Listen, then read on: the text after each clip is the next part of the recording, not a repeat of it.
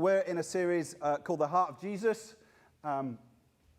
We stole that picture from The Chosen. I won't say anything else about The Chosen just now, but basically the idea came from this book called Gentle and Lowly, which is by an American guy called Dane Ortland, which is the heart of Christ for sinners and sufferers. It's an easy read. If you give it a moment, it's a really easy read. And so just encourage that to you. But actually, Dane Ortland chose it from guys who wrote 300-400 years ago called the Puritans. And so there's nothing new under the sun. So I don't feel too bad stealing it from him because he stole from other things. So we're using that as a springboard. And today I want to talk about Jesus able to sympathize and deal gently with us. In that book, Dane Ortland, he says, what would it be like for a friend to take two hands and place them on the chest of the risen and ascended Lord Jesus, so that like a stethoscope, lets us hear the vigorous strength of a beating heart. Our hands, let us feel the vigorous strength of Christ's deepest affections and longings. And then he says brilliantly, we don't have to wonder. Hebrews 4:15 is that friend. In other words, this passage I'm going to read is this friend that takes your hands and puts them on the very heart, the beating heart of Jesus, to tell you what's really at the very heart of who he is. And so often we can concentrate on what he does. But actually in this series we want to talk about what moves him, what are his passions. So let's read that. There's a chapter heading in the middle. You know that chapter headings were not inspired by God, so I shall therefore ride over the chapter heading, over the chapter. But we'll start in Ephesians 4:14, and we'll just read a few verses. It says, since we have a great high priest who passed through the heavens, Jesus the Son of God, let us hold firmly to our confession. This is verse 15, the one he says that does that work. For we do not have a high priest who is unable to sympathize with our weaknesses, but one who's been tempted in all things just as we are, yet without sin.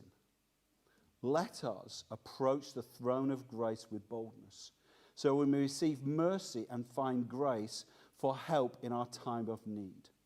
For every high priest taken from among the people is appointed on behalf of the people in things of concern to God, in order to offer both gifts and sacrifices for sin.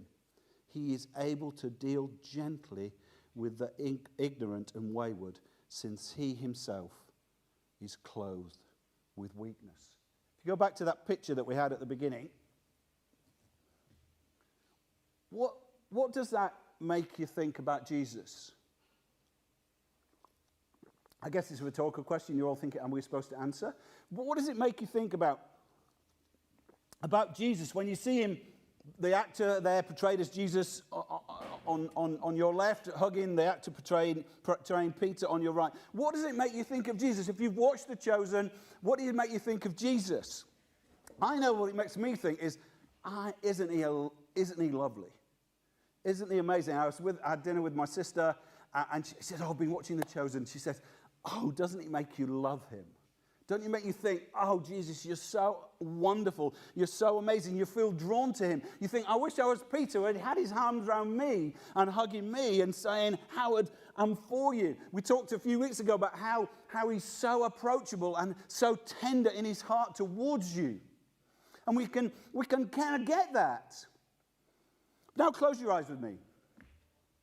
Okay, I'm not going to close my eyes because I need to look at my notes, but the rest of you need to behave yourselves and close your eyes. Close your eyes with me. Now think of Jesus on the glorious throne of heaven.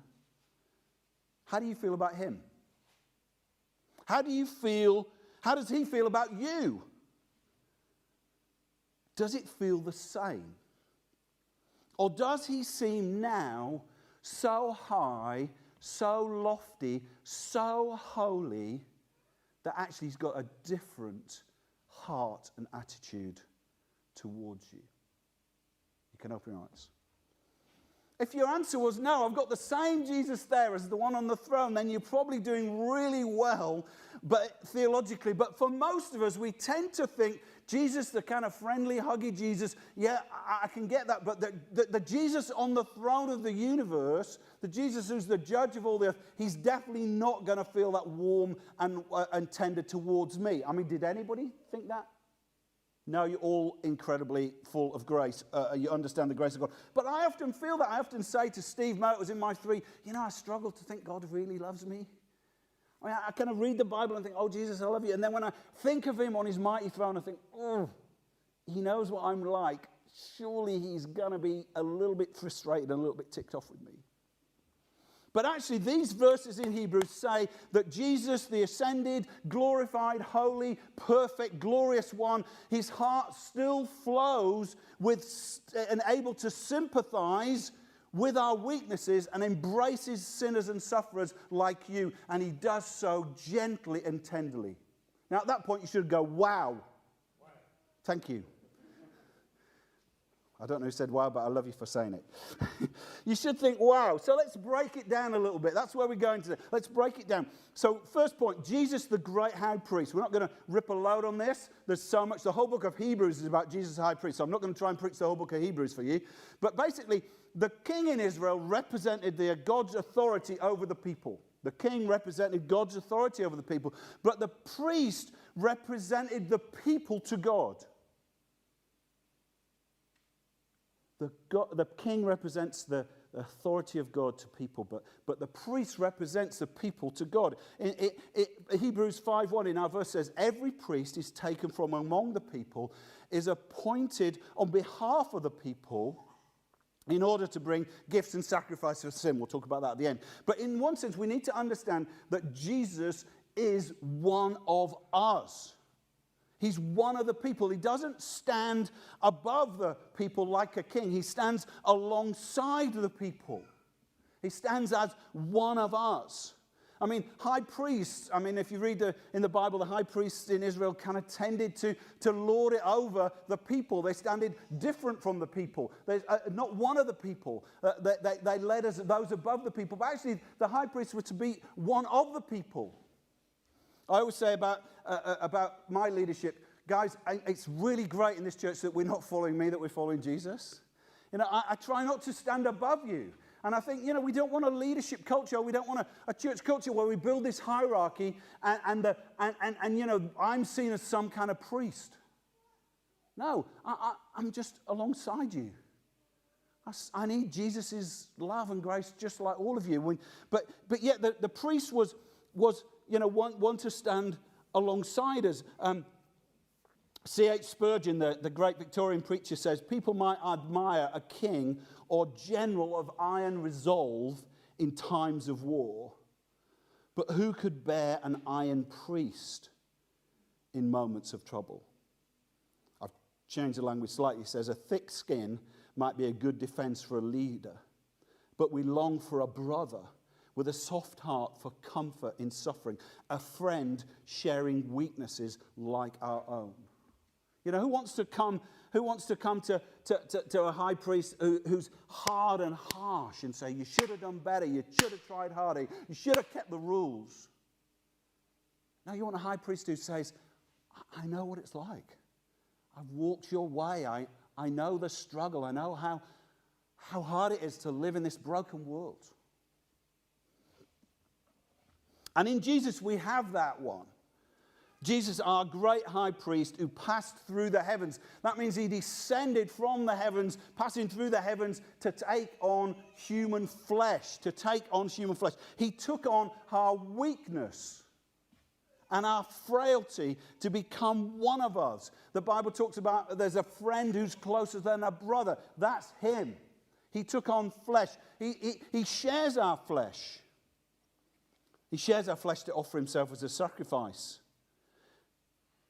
We kind of want superheroes. In fact, I can't believe I was preaching this today, and I read a post, a blog post on a website that said exactly what I got in my notes. I thought, oh, that's handy. I must be in the spirit. But they said, we quite like, if we've watched Superman, I think 25% of movies are superhero movies.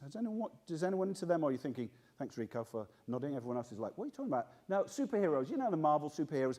The thing about that Clark Kent is like Superman. He kind of walks around like Clark. Oh, we're way ahead. Anyway, never mind the graphic. Clark Kent kind of walks around, doesn't he, working for the Daily Planet, looking a bit of a dweeb, looking kind of like one of us. But then when the trouble comes, off comes the kind of suit, and on comes the cape, and he kind of saves the world. And you think the very reason that Superman can save the world is because he's not one of us. He comes from that, what's the planet called? Krypton, thank you. It comes from Krypton, doesn't he? He comes from Krypton, so he kind of looks like us and acts like us, but in reality, he's not one of us. He's not one of us, so he can come to save us. But actually, in Jesus, we have one who is one of us, who's passed down through the heavens to take on flesh as one of us, and then pass through the heavens to sit on the throne of God as one of us. There's a man in heaven who sits on the throne of God, the part of the Godhead, Father, Son, and Spirit. When Jesus ascended, he took human flesh and it was enfolded, as it were, into the Godhead. And so the writer of Hebrews wants us to understand that this risen, exalted Jesus shares the same passions as the Jesus who walks amongst us. He shares our deepest affections. He says, we do not have a high priest as unable to sympathize with our weakness. And I don't know if you think about the word sympathize. It can be a bit kind of there, never mind, can't it? T in sympathy. We kind of like the word empathy a bit more, don't we? Empathy is about this kind of ability to sense someone's suffering. But sympathize is actually a compound word. It's put together a bit like, the word symphony, which means sounds together.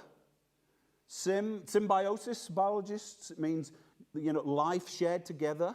So sim means kind of together or with, and pathy is from pathos, which means kind of emotions or deep suffering, deep pain. And so when we say one is able to sympathize, it's not this, detached, chin up, come on boys, come on girls, make an effort. It's actually this deep solidarity with us. He sympathizes means he's together in our suffering, together in our weakness. He's really, really close. Now, if you're a parent, Dane Ortland talks about this, but if you're a parent and your kid suffers, you get this. We had my son watching the rugby. Sorry to mention the rugby, my lovely South African friends, but we had my son back watching the rugby. And I remember one time he was at primary school and he broke his arm to the point that, like, this bit, what's that called? Femur? No. Tibia and fibia. Was like that. It kind of broke it, and it was swan-necked. And, he's just really, really suffering. And we get called. I'm in an ambulance with him going across Manchester. And I'm just feeling, oh, Jotham, your pain. And he's kind of holding it together. And he's just doing so well. But I'm thinking, I'm right there. If I could take the pain away from you. That's what a parent feels like. That kind of when I laid by his hospital, when I'm sat by his hospital bed as he's had his operation, love is flowing from me to him because I'm thinking, I want him to be okay. And that's what Jesus is like. He would gladly take our place, and he gladly takes our place to relieve our suffering. Dane Ortland again says, in our pain, Jesus is pained. In our suffering, he feels the suffering as his own, even though it isn't. And then he makes a little caveat, just in case you're worried. Not that his invincible divinity is threatened, but in the sense that his heart is drawn towards our distress. His human nature engages our troubles comprehensively. His is a love that cannot be held back when he sees people in pain. So I didn't tell Helen I was going to preach on this, and she needed to come up and talk about how God can restore our pain and brokenness. But there's a sense where God's speaking and saying, I can come so close to you. I've walked the path of weakness that you do. I'm able to sympathize. I'm with you in it. But what is our weakness? Let's just clarify that. You can think actually that Jesus, it really loves you when everything's going well. I mean, there's lots of churches that tell you, if you're getting blessed, if you've got health and wealth and prosperity, and that means Jesus is really blessing you. Now, it could be that. I'm not saying Jesus is against blessing you. But actually, we kind of get this idea that actually when things are going great, then that's when Jesus is blessing us. And when things are going really terrible, he's not drawn to us. But that's just not true. He's drawn to us in our weakness. He's drawn to us in our suffering. He's unrestrained in his togetherness to be with us in the depth of our suffering. So what is our weakness? Jesus says, doesn't he, the spirit is willing, but the flesh is weak. It's our flesh. We're human nature. We're created incredible. We can do great designs of creativity and innovation and science. My sister is a sculptress. I mean, I just think she just looks at a piece of stone and then creates these amazing sculptures. If you just want to look at some pictures of sculpture and have me brag on my sister, she just sold one to the guy who was in charge of United Nations suffering and torture. And she's just created out of this block of stone this picture of I think it's a suffering Christ just with his back to. And we have incredible ability to create and be and create stuff. But the bottom line is we're frail and vulnerable. We're not superheroes. We're feeble. We get tired. We need to sleep. We get hungry and thirsty. When a tiny virus comes, we're so weak. We suffer pain and agony. And we're emotionally weak as well. We're insecure. We feel shame. We know what it is to be rejected and abandoned and alone. We know what it is to feel grief and emptiness and despair. We're weak. But the Hebrews tells us that Jesus was also clothed in that weakness. Dan Ortland again, he says, he came as a normal man to normal men. That's his quote. Let me put it in the broader thing. He came as a normal human to normal humans. He knows what it is to be thirsty and hungry, despised, rejected, scorned, shamed, embarrassed, misunderstood, falsely accused, suffocated, tortured, killed. He knows what it is to be abandoned and lonely. His friend abandoned him when they needed them most. Jesus shares our weakness. He's not like pretending like Clark Kent to be one of us. He walked that life, that trail with us. That's so important that we don't think the incarnation is just for Christmas. No, it means he can come close. But there's one big difference, isn't there?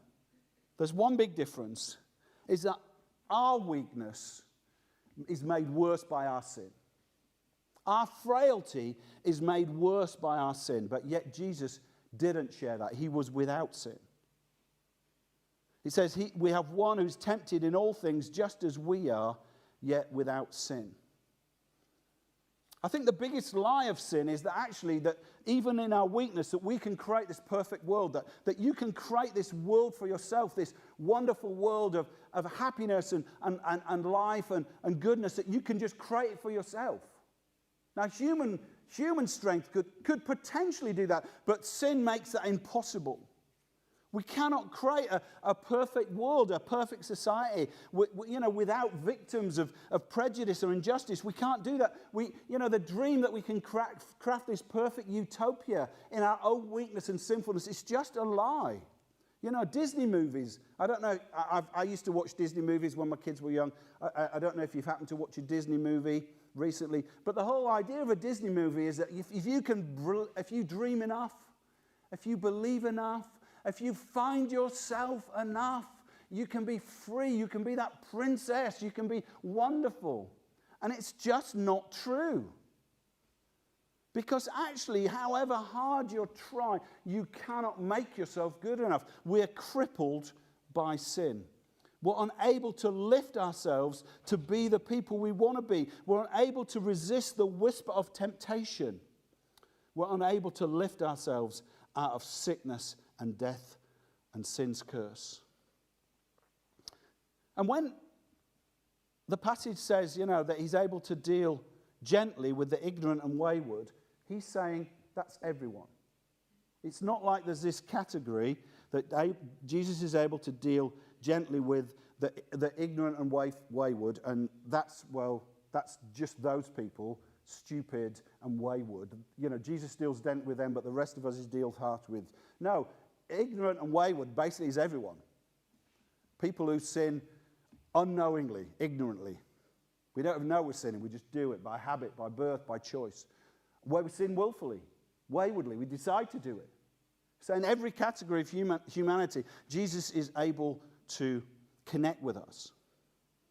But yet, you could say, well, no, but how can he really connect with us? Because he doesn't have sin. How can he know the real pain of weakness? But I would say Jesus knew temptation more than me.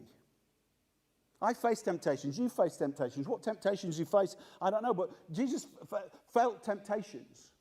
But we kind of think that Jesus just felt temptations in that time in the wilderness. That he gets baptized by John and the Spirit comes on him. And he goes into the wilderness. And he has 40 days. Yes, pretty intense temptation. And then after that, the devil kind of left him alone. Maybe he got a little pop at him in the garden.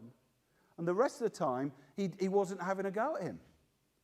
I don't believe that's true. I think the devil was at him all the time. And you might think that, you're tempted, Helen said, with an enemy, that you're tempted all the time. You struggle with temptation all the time. Every time sin comes whispering, you fall for it. I mean, you shouldn't if you're a follower of Jesus, but you could feel that way. But actually, I think Jesus felt the tempter with him all the time. C.S. Lewis, again, quoted in the book that we're using, said this. Humanity facing temptation to sin is like a man or woman walking against the wind. Once the wind of temptation gets strong enough, the man lies down, giving in, thus not knowing what it would have been like 10 minutes later. So he's saying, you feel the pressure of temptation to give in and to conform or to indulge that craving or whatever. And the wind of temptation comes and we just think, I can't cope with that. We just lie down. Just give in to temptation. So that after that, you don't feel temptation. You feel something else. You feel guilt and you feel God hates you and all that. But actually the reality is Jesus never laid down, says C.S. Lewis. Jesus never laid down. He endured all our temptations and testings without ever giving in. Therefore, he knows the strength of temptation better than any one of us. Only Jesus truly knows the cost of facing the hurricane of the full weight of our sin. In other words, there's this sense that Jesus was facing the pressure of temptation and sin all the time. He's in the garden feeling the pressure. But he says, no, I'll go to the cross. And on the cross, the whole weight of human sin is upon him. But he's still forgiving the thief next to him, and his executioners is still putting his best friend with his mum so she's looked after. He's still not falling to temptation, standing against that temptation. If you are the Son of God, come down from the cross. The temptation's there, but he stayed on the cross. Stayed on the cross and took the weight of sin. And he took it as one of us. So what does this mean then? If we're putting our hands on the heart of Jesus, we're feeling the heartbeat that says, he's like us in every way. He's able to sympathize. He's walked in every way like us. We can feel the heartbeat of Jesus' closeness to us. He's able to sympathize. He feels the pain that we feel. He feels the struggles that we feel. He feels those things, and he's drawn to them. We feel like that Jesus is not drawn to us after we've sinned. Now, in one sense, Jesus never approves of our sin. He doesn't delight in our sin. He doesn't celebrate our sin. But when you sin, he's drawn to you. He's drawn to sympathize with you. He knows how destructive it is. He knows how life is damaged and destroyed. He knows how you are made even weaker and frailer. He's drawn to you in a sin, and that's kind of one heartbeat. But then there's another. It says he's able to deal gently. He's able to deal gently. He's able to deal gently. I don't know what you expect when you're ignorant and wayward. How you expect Jesus to deal with you. But he's able to deal gently.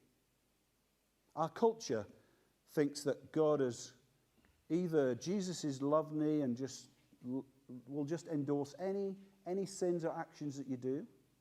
We talked about that a few weeks ago. No, he's gentle and lowly to those who come to him. But we've also got this idea that God's harsh and angry and liable to fly into a rage, and he's completely not happy with you, completely frustrated with you. And people say, I can't believe in a God like that. But actually, if we come close and put our hands on the heart of Jesus, the heart of God himself, the heartbeat of God himself is he deals tenderly with us. Close your eyes and think of Jesus. Think of God upon the throne. How does he feel about you? He's able to sympathize with you. He's not so high and holy that he doesn't also dwell with us, that he doesn't share our flesh and our weakness. He's able to deal gently those who come to him. And so therefore we get this invitation. I'm going to finish here.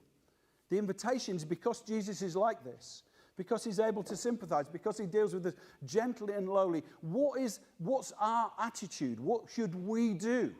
It says two things. One, it says, let us hold on to our faith.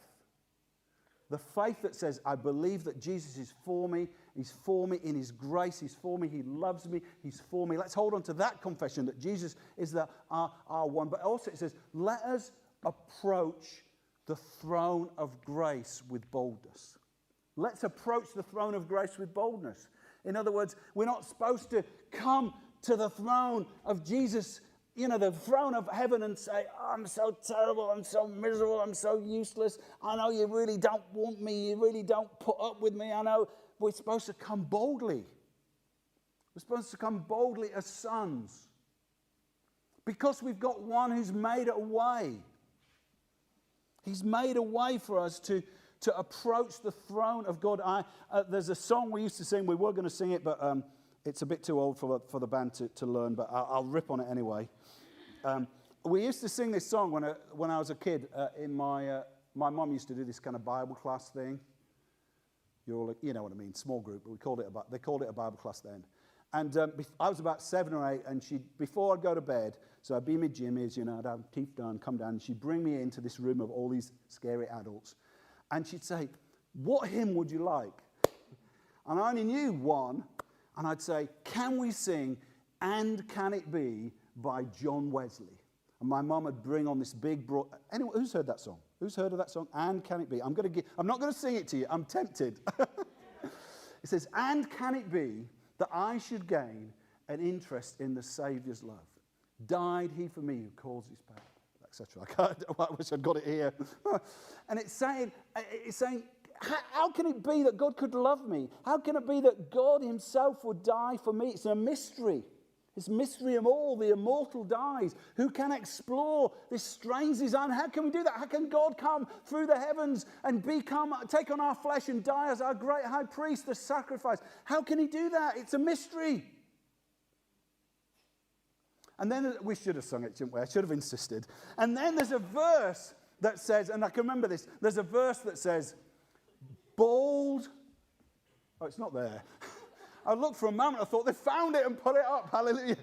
Bold I approach the eternal throne, come on Helen, and claim the crown through Christ my own. It says, long my imprisoned spirit lay, fast bound in sin and nature's night. Thine eye diffused, we even sang it today, a quickening light. I rose, the dungeon flamed with light. No condemnation now I dread. Jesus and all in him is mine.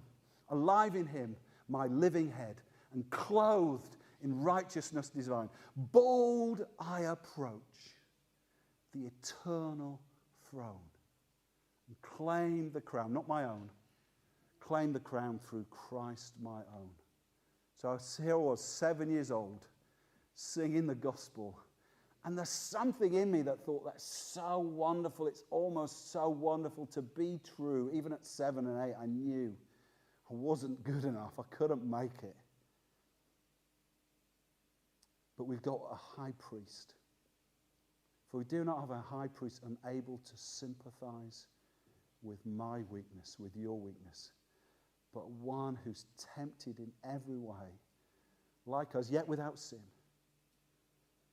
Therefore, let us approach the throne of grace with confidence in our time of need. When we break bread, we're coming to the throne of grace. We're coming to that place in heaven where judgment should be passed upon us. But the great high priest, Jesus, who's gone through the heavens, has given himself, his own flesh torn apart, that we could be whole. His own blood poured out so that we could have life. He died in our place, the high priest, laying down his life. It says in Hebrews, he didn't do that just on the cross outside Jerusalem, but he went through the very heavens of God. Sacrifice that's acceptable to Father, so the Father can say, come and approach the throne. Come and approach. Come and sit with me. What? Come and be alongside me. Come and be with me. Enfolded in Christ, in the Godhead.